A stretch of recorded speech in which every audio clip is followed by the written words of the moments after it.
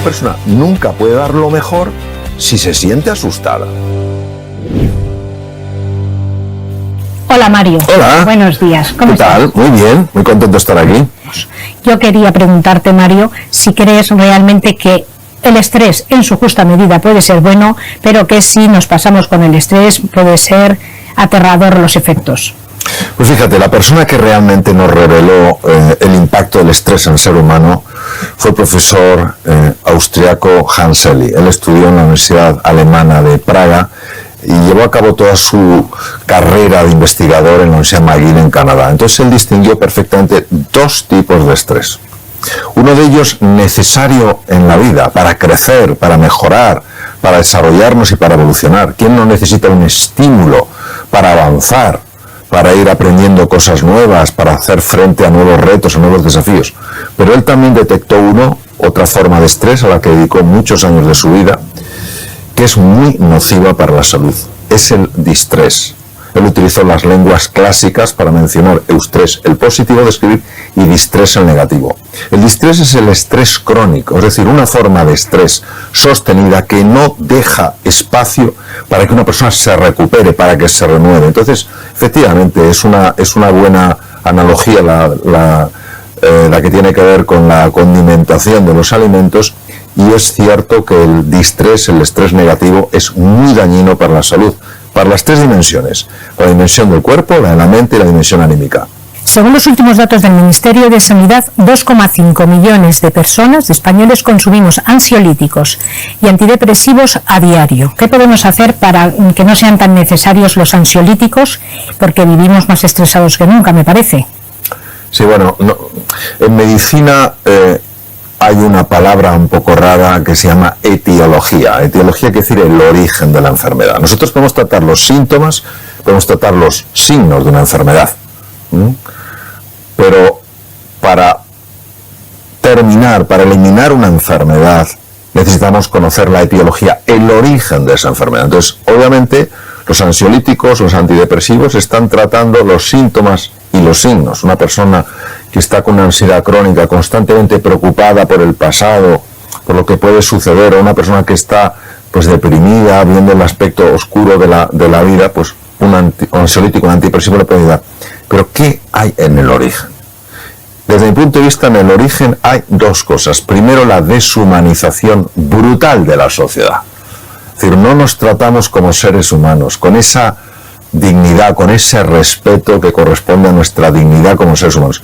Y en segundo lugar, desde mi punto de vista, es la separación de la dimensión espiritual de la existencia. Entendiendo por dimensión espiritual un sentido de trascendencia, es decir, la voluntad de reconectar con nosotros mismos a un nivel profundo, la voluntad de reconectar con los demás reconociendo la diversidad, pero en lugar de tolerarla o enfrentarnos a la diversidad, celebrándola.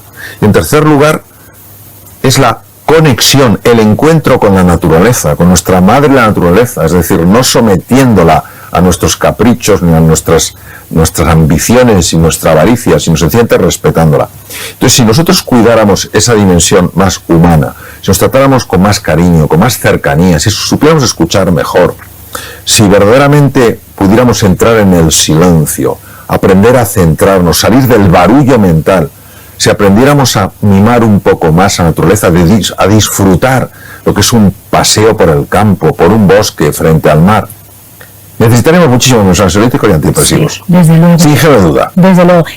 Ahora se ha puesto muy de moda, se hacen hasta excursiones para abrazar árboles. ¿Realmente crees que esto es una moda pasajera? ¿O esto de abrazar árboles, ya me estás hablando del contacto directo con la naturaleza, tiene un impacto realmente en tu estado emocional? Sí, vamos a ver, ya desde la sabiduría ancestral se habla de que el ser humano ha experimentado tres desconexiones, las que hablaba antes: la desconexión con uno mismo, la desconexión con los demás y la desconexión con el mundo. Es decir, de alguna manera recuperar el sentimiento de unidad es precioso en el ser humano. Entonces, cuando tú te reconectas contigo misma, probablemente sientes como un abrazo, ¿no? Cuando te reconectas con los demás, ¿qué quieres? Abrazarles. Cuando te reconectas con la naturaleza, te gustaría abrazar a la naturaleza. Bueno, los árboles representan una parte preciosa de la naturaleza. Es decir, si nosotros entendemos que es un elemento simbólico, que representa ese deseo de recuperar la sensación de unidad, me parece un gesto precioso. Muy bonito. Como he dicho, yo lo he hecho con frecuencia. Sí, claro, vas abrazando. Hay un árbol. Mario abraza árboles. Sí, hay un árbol, un tejo en Inglaterra que tiene más de 2000 años y he estado unas cuantas veces ahí y por supuesto que he abrazado ese árbol. ¿Notas algo? Después de dar ese abrazo, ¿en ti hay algo que cambia? Bueno, vamos a ver. El ser humano quiere llevarlo todo a la faceta intelectual. Ya. Y yo creo que hay cosas muy bonitas que son sensaciones que desafían el intelecto. Y por supuesto que noto sensaciones. Por supuesto que yo ese tejo, cuando yo pienso en ese tejo, no pienso en algo ahí distante, un árbol que no tiene nada que ver conmigo. Pienso en algo que, siendo distinto a mí, no es tan distante. Pero llega un momento que ni abrazar árboles, ni el contacto con la naturaleza, ni todas el mindfulness y tal, nos hace suficiente impacto en nuestras emociones como para que no se nos cronifique el estrés. ¿Hay algo? ¿Nos puedes dar algún consejo para, antes de que se cronifique, paliarlo?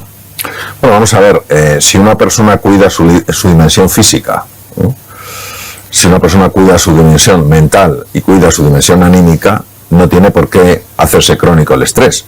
Lo que pasa es que hay que plantearse qué entendemos por cuidar las cosas.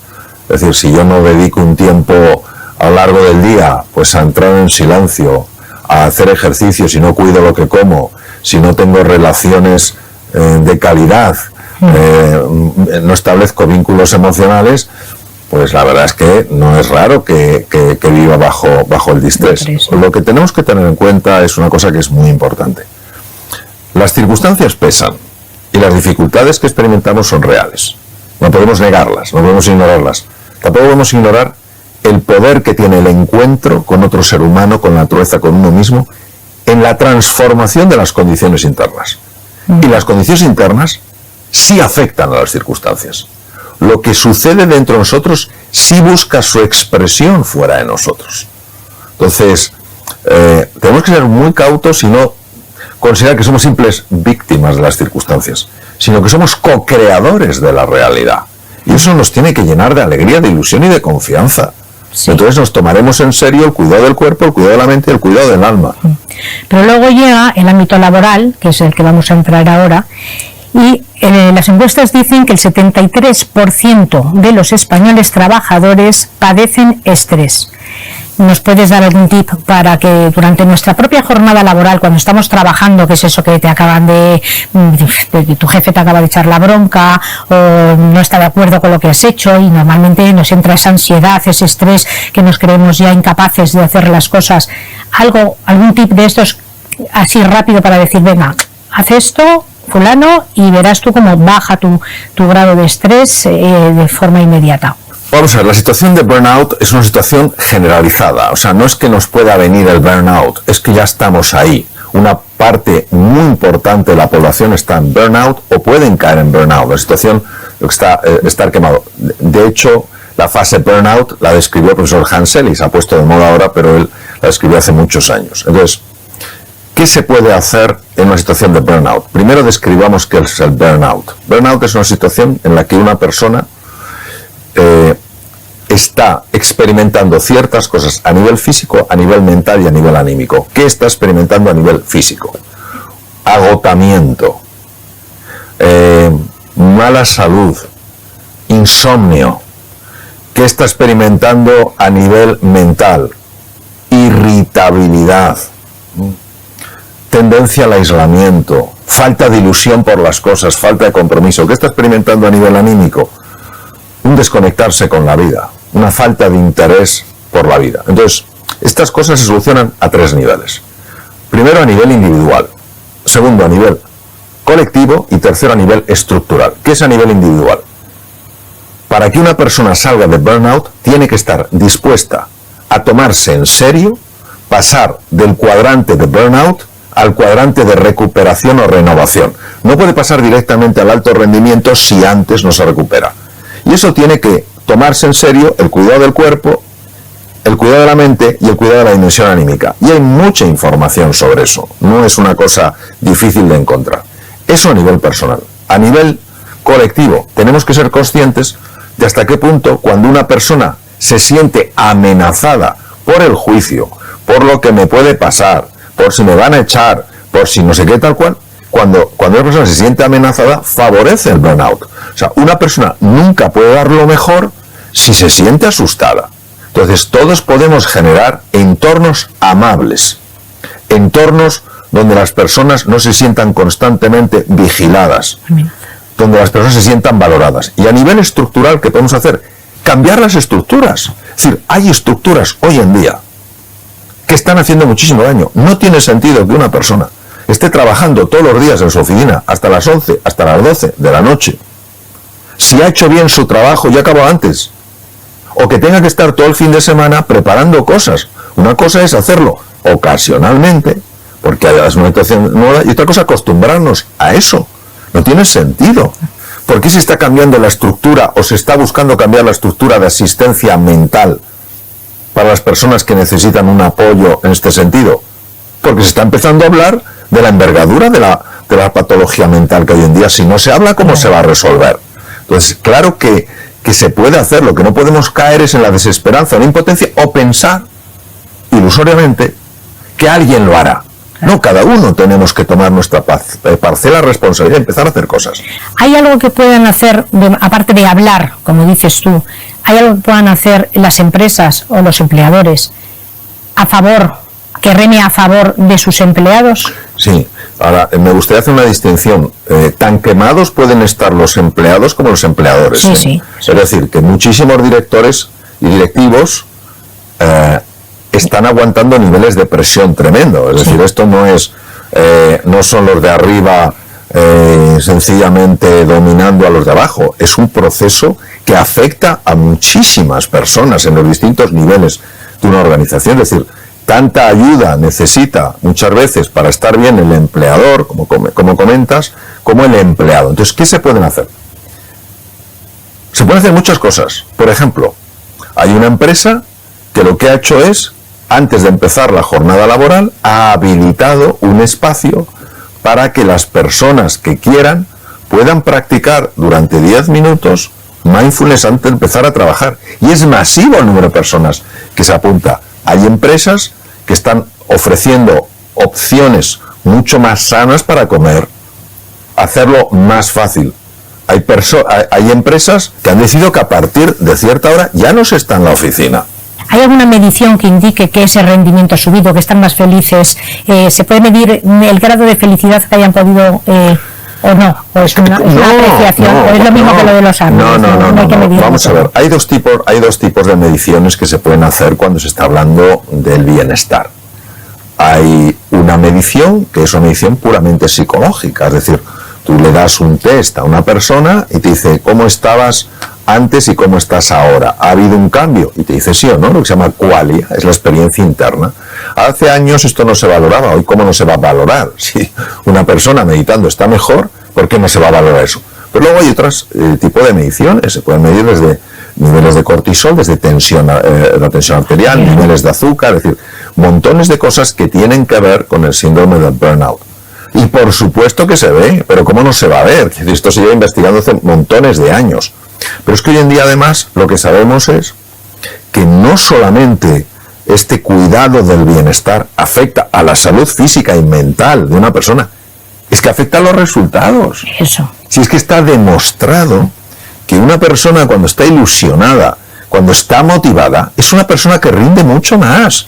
Y que cuando una persona está asustada, se siente llena de ansiedad o ha perdido la esperanza. Se bloquea. No, claro que se bloquea, y además es que hay tecnología en lo que se llama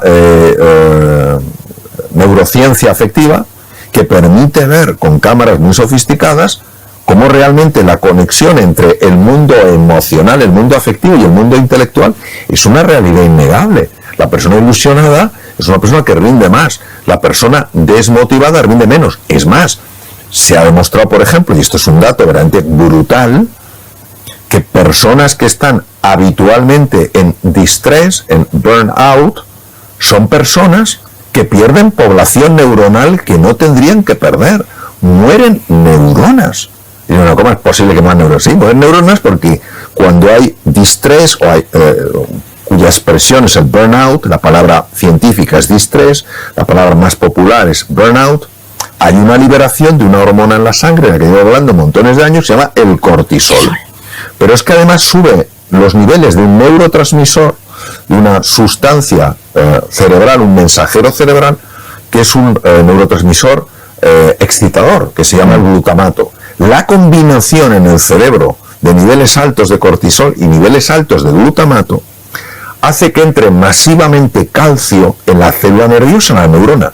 Y esa entrada masiva de calcio activa, fíjate lo que te voy a decir, activa el gen de la apoptosis, que es eso, el gen del suicidio celular. ¿Hasta qué punto lo mental afecta y lo afectivo se materializa?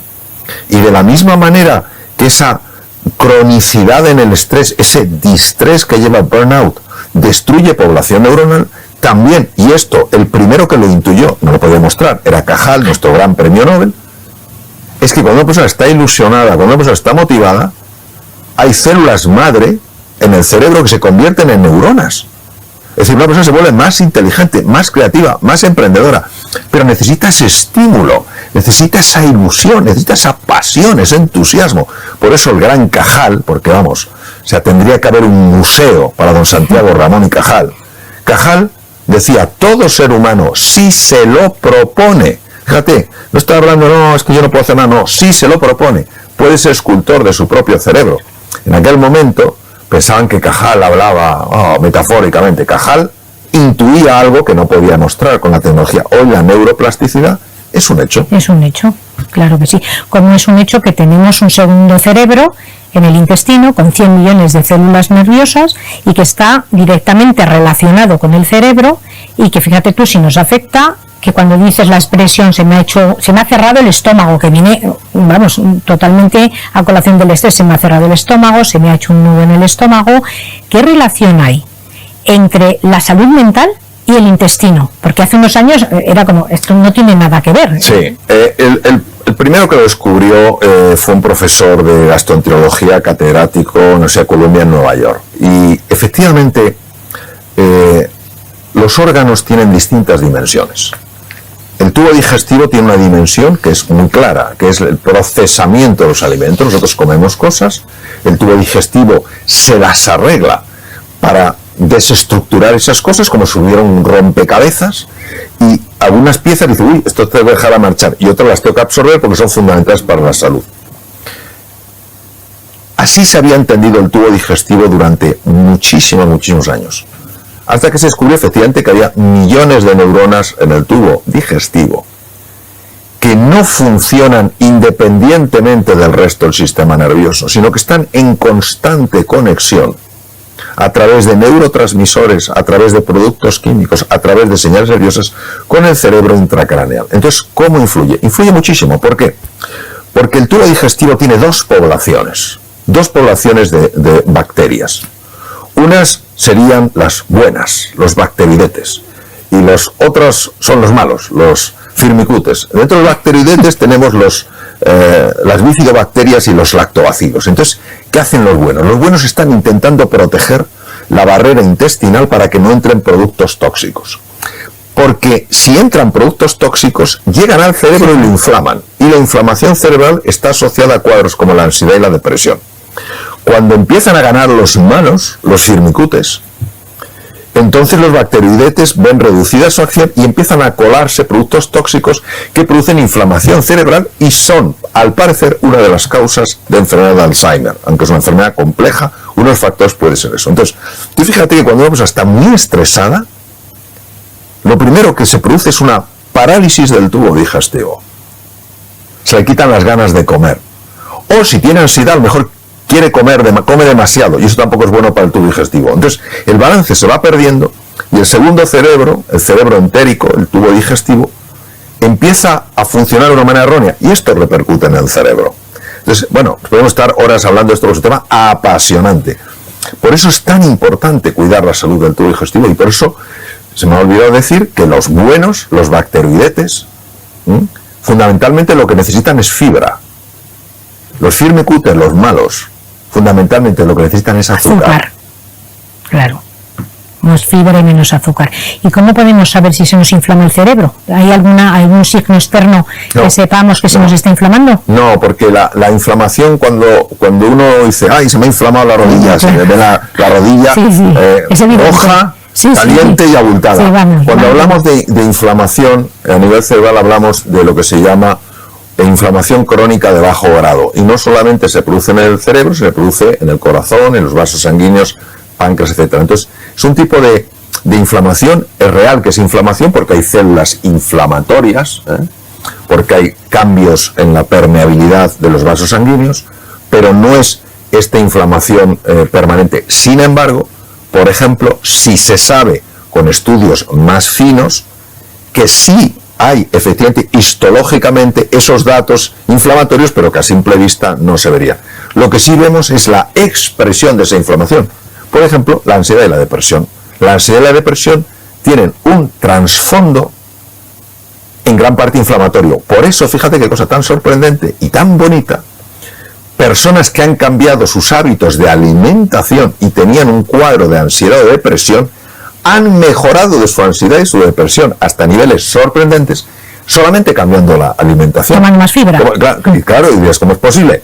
Porque los bacteroidetes empiezan a ganar. A ganar la batalla. A ganar la batalla. Uno dirá, ¿pero por qué están los firmicutes? Bueno, pues, ¿por qué tenemos gérmenes? Parte podemos entenderlo y parte no. Los firmicutes sí hacen algunas cosas favorables, favorecen la absorción de ciertas grasas, etcétera. Pero fundamentalmente, digamos que se portan bien siempre que no vean que hay debilidad en el otro sitio. Ya. Esto es como, por ejemplo, nosotros en la piel tenemos estafilococo dorado. Estafilococo dorado es coagulasa negativa, no es patógeno. Pero si hay una herida en la piel, se transforma en coagulasa positiva. En las infecciones por estafilococo son las más peligrosas que hay. Pues igual, los firmicutes están ahí quietecitos mientras la población de bacteroidetes sea lo suficientemente grande. Si los bacteroidetes bajan, los firmicutes se crecen, empiezan a dominar y ahí tenemos problemas. Ya.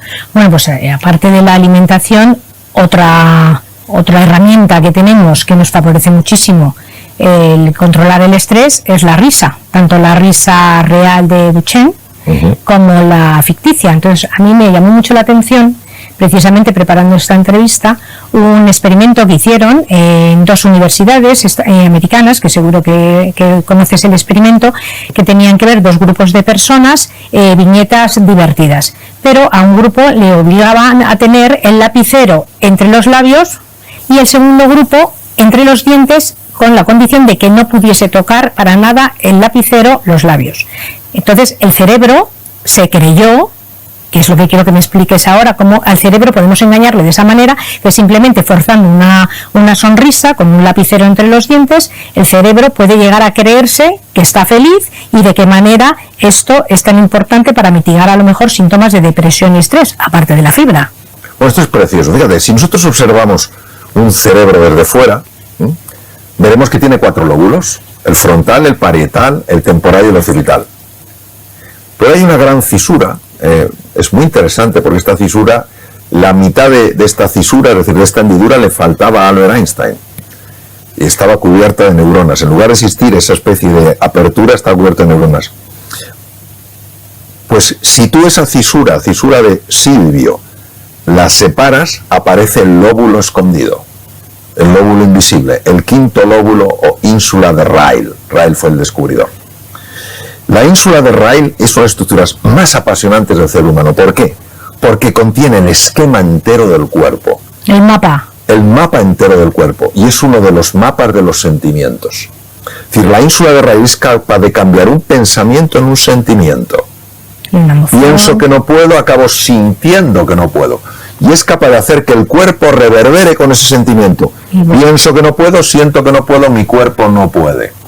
Pero la ínsula de Ryle no solamente es un paso de dirección corteza cerebral a cuerpo, es también de cuerpo a corteza cerebral. Entonces, cuando tú tienes una disposición de tu cuerpo propia de un estado de alegría, como es una sonrisa, la ínsula de Ryle, que tiene perfectamente mapeada la cara, interpreta que se halla esa sonrisa, aunque sea una sonrisa en este caso forzada por un lapicero, que tú estás contento, o que tú estás contenta. Entonces, como es un mapa de los sentimientos, sí, esa posición corporal empieza a transformarla en un sentimiento estar bien.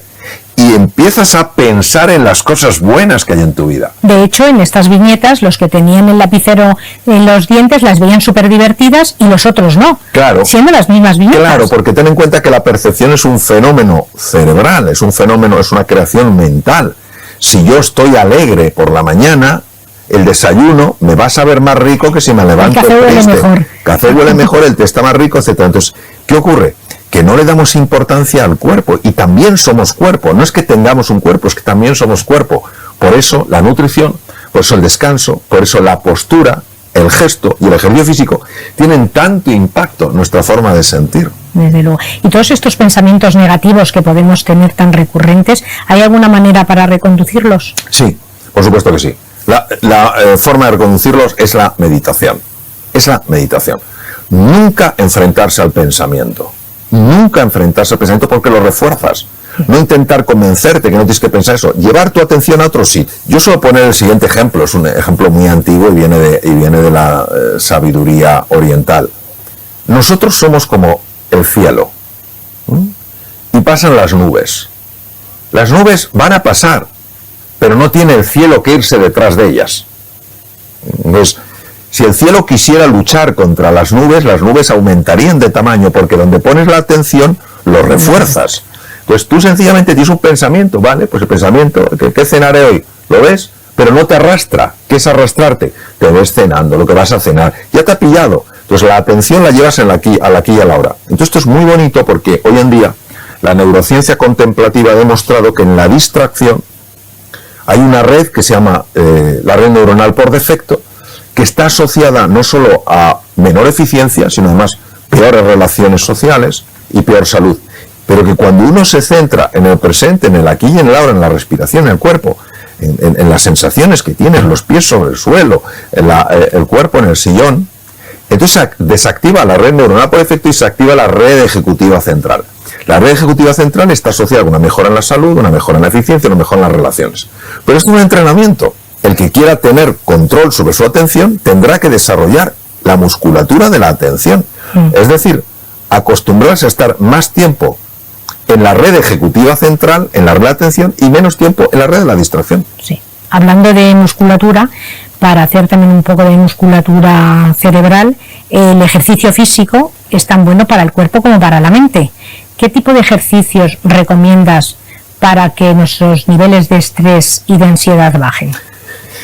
El ejercicio aeróbico, es decir, aceleramos el corazón y la respiración, está asociado ya, sin género de duda, en base a la investigación, a la liberación de neurotrofinas. ¿Qué son neurotrofinas?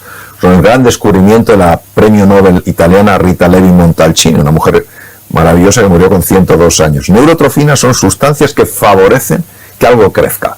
Es como si fuera el abono. Sí. Tú abonas una parcela y crecen cosas. No abonas, pues no crecen cosas. Entonces, ese abono, hay muchos tipos de abono. Uno es el VEGF, otro es el IGF, otro es el BDNF, que son las siglas de estas palabras: Brain Derived Neurotrophic Factor, factor proinsulínico, factor de crecimiento endovascular, etcétera.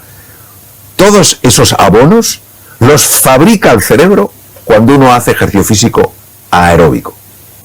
Ahora bien, es muy importante a partir de cierta edad, 40, 45, también hacer entrenamiento cuidadoso, bien dirigido con pesas, porque la musculatura es importantísimo para que no se dañen las articulaciones, para que no se pierda funcionalidad. Hay que tener en cuenta que una de las principales causas de muerte en las personas de más de 65 años son las caídas. Las caídas y con la cadera. Claro, te rompe la cadera, luego tienes complicaciones pulmonares, las que sean. Entonces, eso es muy importante. Pero es que además, el cuerpo está leyendo la musculatura. La ínsula de Rayleigh, el lóbulo oculto, el quinto lóbulo, está leyendo la musculatura. Una persona que se vea fuerte, no es que tenga que presentarse a un concurso de culturismo, se sienta fuerte, se va a sentir más capaz. Sabemos que la postura sí influye. También que te sientas fuerte, que te veas una persona fuerte.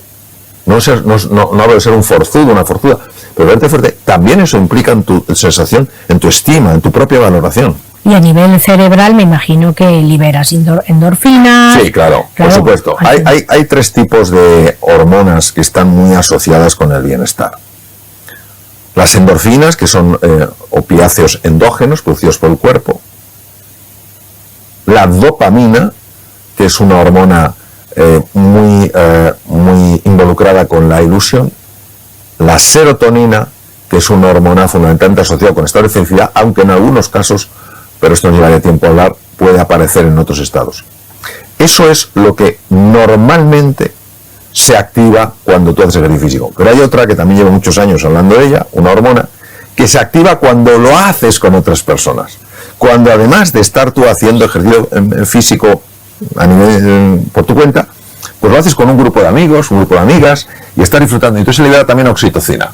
Entonces esas 4 hormonas son tremendamente beneficiosas y totalmente asociadas a los estados de bienestar. Cuando tienes un problema, ¿por qué lo magnificamos tanto cuando estamos en la cama? Que luego de repente te despiertas a las 8 de la mañana y por lo que sea, bueno, me imagino que también depende un poco incluso de las hormonas, el cortisol y todo eso, ya lo ves de otra manera. O sea, ya no te parece tan grave el problema que te has llevado a la cama y ha dormido contigo. Bueno, el sueño es de las cosas más enigmáticas y extraordinarias que hay. El sueño es de una importancia extrema. O sea, nuestra sociedad castiga el sueño porque no se ha enterado de lo importante que es el descanso nocturno. No se ha enterado de que se activan genes como el PER1, PER2, PER3 que evitan mutaciones cancerígenas. No nos hemos enterado de que se activa el parasimpático que se dedica a reparar el cuerpo, que se libera hormona del crecimiento, que lo que hace es favorecer la recuperación de los tejidos. Entonces, en general, pues nada, estamos viendo dispositivos que emiten luz azul a horas que no tenemos y bloqueamos la secreción de melatonina. Entonces, lo primero que podemos hacer es reconocer la importancia que tiene el sueño. Y si tiene importancia el sueño, hay que vivir de acuerdo a lo que es importante. Por tanto, ni es aconsejable en absoluto ponerse a contestar emails, WhatsApps a partir de las 10 y media de la noche, ni ponerse a ver, ni poder ponerse a ver o consultar dispositivos móviles. Segundo elemento, no puede haber una cena copiosa, porque si hay una cena copiosa, el tubo digestivo le pones a funcionar cuando no tendría que funcionar. Y entonces, claro, roba recursos a nivel cerebral, que necesita, porque la actividad del cerebro por la noche es brutal. Entonces, es verdad lo que dices.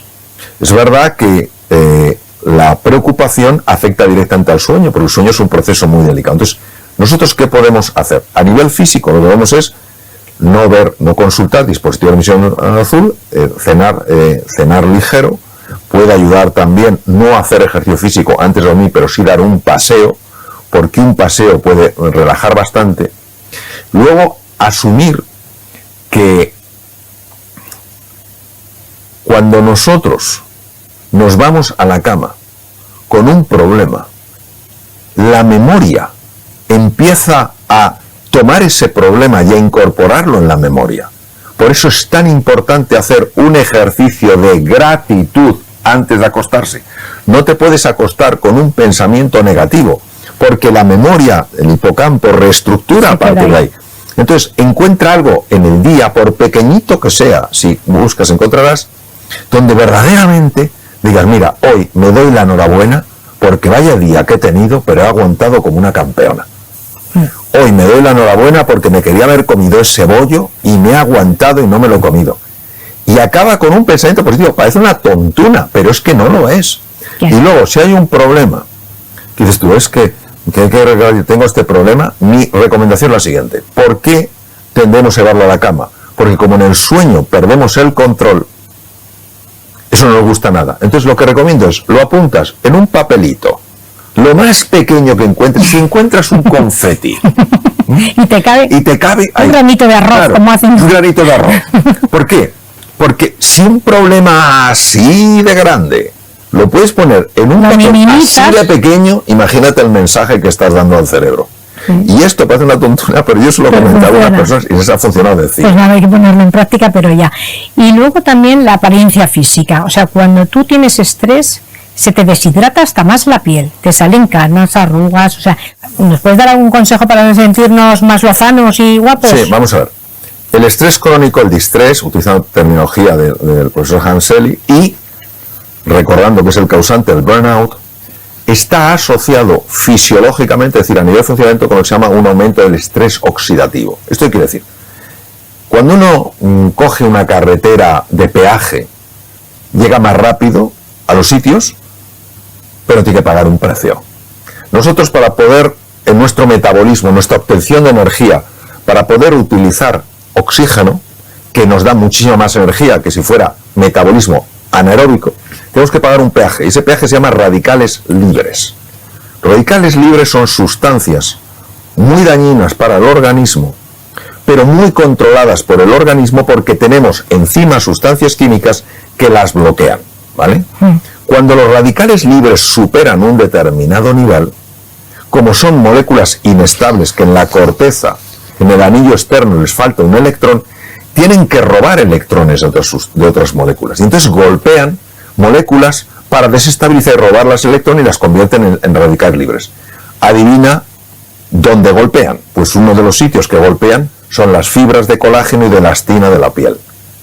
Con lo cual producen ese deterioro de la piel, pueden producir procesos malignos, etcétera, etcétera. Entonces, el estrés oxidativo, ese envejecimiento, parte de la misma raíz. Es una expresión más, en este caso, a nivel bioquímico. Bueno, Mario, para nosotros realmente ha sido un orgullo tenerte con nosotros como maestro, para ayudarnos a ser un poquito más felices, para tener un poquito menos de estrés, y nos alegra muchísimo que te hayas pasado a este lado, que aunque hayas dejado de ser cirujano de órganos, que hayas llegado a nuestras vidas reparando almas. Muchas gracias. Muchísimas gracias, Mario. Gracias.